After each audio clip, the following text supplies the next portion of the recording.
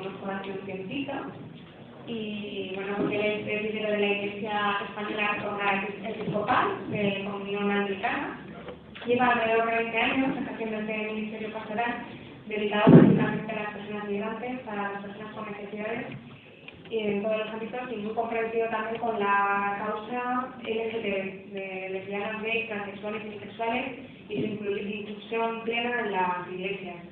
Está casado hace 32 años, tiene 2 hijos y bueno, pues actualmente él trabaja en el sector de la parroquia de la Esperanza en Alcorcón.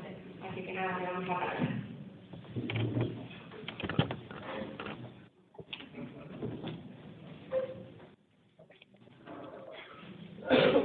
Perdonad, pero arrastro un problema con mis pulmones y mi nariz.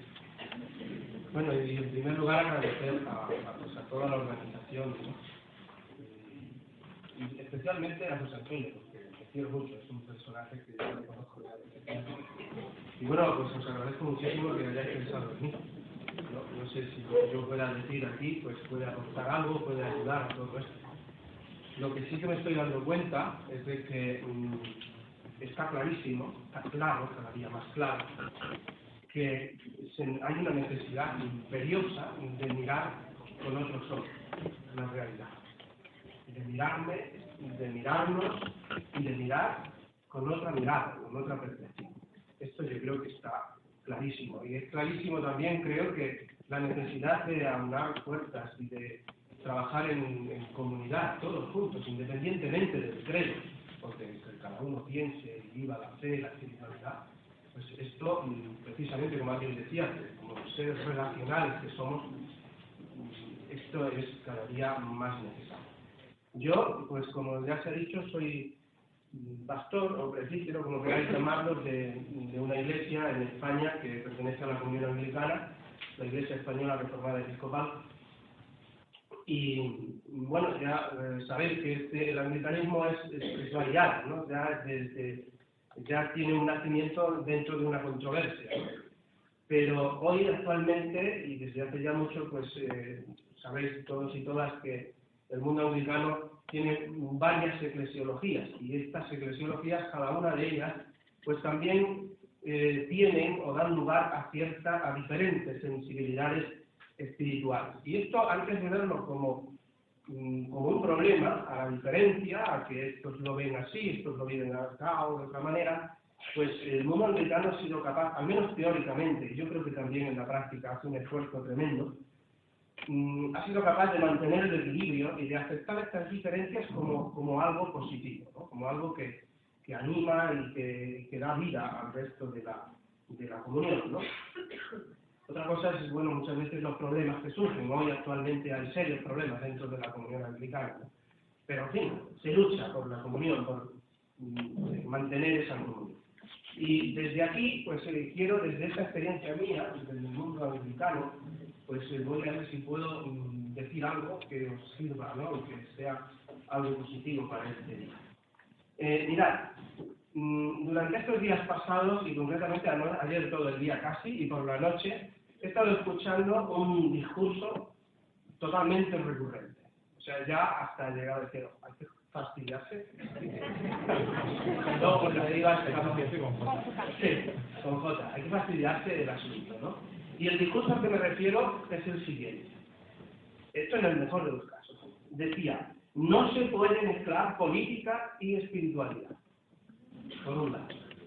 O también escuchaba, la política y la espiritualidad son cosas completamente diferentes. Incluso esto. Oye, tú como cura, que eres como pastor, tú no te das cuenta de que la Iglesia no tiene que inmiscuirse en los asuntos de la política. La Iglesia, me llegaron a decir, tiene que encargarse de predicar a Cristo. Bueno, en el mejor de los casos debería hacer eso, predicar a Cristo. Bien, pues en esta línea de pensamiento, y al menos en mi entorno más cercano, al menos aquí donde yo me muevo, a corta y media distancia, esta manera de pensar y de entender esto es así. Esto está muy claro y muy decisivo, ¿no? Amén de otras opiniones que me he encontrado y otros comentarios que he leído por ahí por las redes algunos incluso bastante ofensivos, ¿no? Y que ponen de manifiesto, ¿qué? Pues para mí ponen de manifiesto, por un lado, que esta visión tan sesgada, y yo diría tan errónea, de lo espiritual, como algo referido exclusivamente al dogma, a la religión, a una vida más allá, incluso a la sumisión, ¿no? Esto es totalmente erróneo. Y por otro lado, la no menos sesgada y dañina también visión que se tiene de este tipo de encuentros, de esto que se está gestionando y que se está viviendo en esta mañana, ¿no? Pues algo que es, parece ser que esto es algo peligrosísimo o algo así, ¿no? Y claro, todas estas iniciativas que están de alguna manera levantando la voz contra este estático y pernicioso conservadurismo, pues parece ser que levanta serias ampollas. Pero yo recuerdo un texto de Moltmann que decía, en un librito que tiene que se llama La justicia crea futuro, decía que el conservadurismo al final mata a la religión, mata a la iglesia, mata a la espiritualidad y mata a la sociedad, porque no la deja avanzar. Bien, pues dicho esto, cuando yo me meto en el mundo que yo transijo y que tanteo diariamente, me encuentro, por un lado, desde mi perspectiva anglicana, el mundo anglicano, por un lado me encuentro cuando me meto en los documentos y veo las iniciativas que gracias a Dios empiezan a surgir, me meto a leer documentos y demás, lo primero que encuentro es que hay una necesidad tremenda de tomar conciencia, de ser conscientes de la realidad que estamos viviendo. Porque parece ser que hay veces que hacemos la conciencia, vamos corriendo para otro lado, no somos conscientes. Bien, pues yo me doy cuenta de que aquí surge esa necesidad de conciencia. Y por otro lado también veo la insistencia, que también está presente, la insistencia en romper con los estereotipos acerca de la espiritualidad que antes hemos mencionado. Y lo que se hace y a lo que se anima es, pues, a trabajar con gran esfuerzo una forma de que esta manera de entender la espiritualidad como una realidad fuera de lo corpóreo, como algo que no tiene que ver con lo material, o algo que está mucho más allá del mundo sensible, pues esto tiene que terminar. Hay que retomar otro camino. Y lo que se insta es a entenderla precisamente como la experiencia más profunda del ser humano, pero del ser humano integral. El ser humano integral, es decir, algo que impregna y que afecta a toda la realidad humana, a todas sus áreas. Y ya desde esta perspectiva, pues, tenemos que decir, no cabe otra, me parece a mí, que la espiritualidad sí que tiene que ver con lo político, y sí que tiene que ver con lo social, y con lo mundano, claro que tiene que ver. Bien, pues entonces a la pregunta, lo espiritual y lo político tienen que ser forzosamente realidades antinómicas, pues yo creo que la respuesta es no. Y un rotundo no. Por mucho que se empeñen algunos y otros estamentos en decir que sí. Y desde esta perspectiva, desde este punto de arranque, cuando miramos realmente desde esta mirada, y con ojos realmente humanos y críticos, desde lo más íntimo de cada ser, y también, ¿por qué no?, desde lo más íntimo de la comunidad humana, a una sociedad en la que estamos viviendo, con esas tremendas desigualdades, como ha estado hablando la compañera, y desigualdades que aumentan día a día. Cuando miramos una sociedad a la que llamamos globalizada, y es verdad, sí, está globalizada, pero el problema es que esa globalización solamente se ha llevado a cabo en lo referente a lo económico y a las finanzas. Y siempre, por supuesto, en beneficio de las grandes potencias del primer mundo. Y olvidando al resto de los pueblos, el resto de las áreas culturales de los demás, y sumiéndolos además en la más atroz y vergonzosa miseria.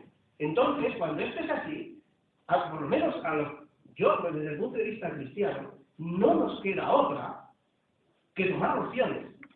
No nos queda otra que tomar una opción. ¿Por qué si no? Estamos siendo cómplices del colapso de esta humanidad, de este sistema. Y ocurrirá si no lo hacemos. Ocurrirá, yo estoy convencido que si no lo hacemos, ocurrirá. El problema es que esta línea de pensamiento, impuesta, por supuesto, por estas, a la fuerza, por supuesto, por estas grandes potencias económicas, que la línea de pensamiento es esto de, por lo menos en un gran sentido. Aquí lo que importa es el aumento, el desarrollo tecnológico, el desarrollo material. Lo material es lo primero, lo espiritual, bueno, esto ya en segundo lugar, y esto ya es cuestión de cada uno, ¿no? Bueno, pues, claro, cuando esto se impone, ¿qué pasa? Que lo que se está queriendo ignorar es que tanto lo uno como lo otro, es decir, lo material y lo espiritual, tienen que ir irreversiblemente de la mano y al mismo nivel. No podemos hacer esos dualismos y partir las cosas de esa manera. Porque de lo contrario, como acabo de decir, este mundo no se sostiene, no se va a sostener. Y creo que este sistema está ignorando también voluntariamente por todos estos valores de los cuales hemos hablado, el amor, la compasión, la ternura, la fraternidad, la entrega, el servicio a los demás. Esto todo ha sido excluido de esta gran globalización, porque sencillamente no interesa. Y hay que hacer entender, yo creo que el espíritu, esto que llamamos espíritu y de lo que hemos hablado aquí en algún momento esta mañana, no es, como decía un personaje que seguramente conocéis todos y todas, no, como decía Leonardo Boff, el espíritu no es una sustancia, sino que es el modo de ser propio del ser humano, ¿no? Y cuya esencia es precisamente la libertad del ser humano. Por tanto, una espiritualidad, yo creo, bien entendida, y insisto y repito, que es necesario a toda costa que seamos capaces de dar a entender esto de la espiritualidad de otra forma. Pues bien, esta espiritualidad bien entendida tiene mucho, yo creo, por supuesto que tiene mucho que aportar, tanto al ser humano como individuo, como a la sociedad. Al primero y primeramente yo diría hacerle consciente, en primer lugar, consciente de que es, y hacerle libre, realizarle o ayudarle también a realizarse como auténticamente humano, a más humanidad, más divinidad, más cerca de lo divino estamos. Ayudarle a hacerle capaz de mirar al otro como semejante y no como un enemigo, al diferente, y desbordarse incluso hacia él. Y tiene que ser capaz de hacerle despegarse de todas estas costumbres egoístas, codiciosas y de emociones completamente irreflexivas que están introducidas exclusivamente por el mundo financiero y los intereses políticos.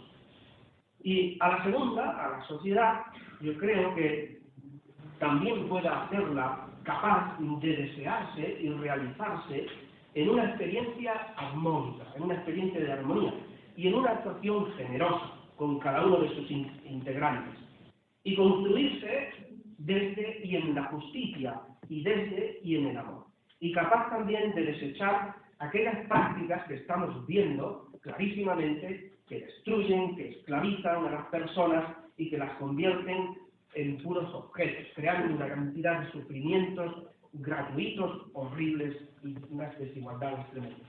Es decir, construir en definitiva una realidad favorable a la existencia. Termino, de verdad. Quiero terminar con unas palabras para que veáis que esto es así, al menos desde este punto de vista. Unas palabras del antiguo, o el anterior, mejor dicho, arzobispo de Canterbury, Robert Williams. Este hombre decía